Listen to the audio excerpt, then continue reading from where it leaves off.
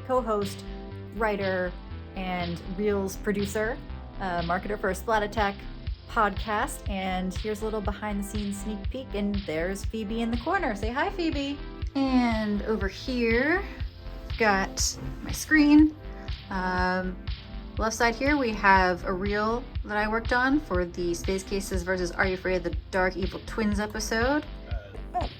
I'm stuck here forever now. There really is a lot of behind the scenes and making of problems. Yes, behind the scenes and making of is what we're doing right now. That's a segment that we're doing. I also work on a lot of the scripts. So here's the script for that Evil Twins episode, and I have a lot of show notes because I'm better scripted than I am just off the cuff sometimes. Hey, Phoebe.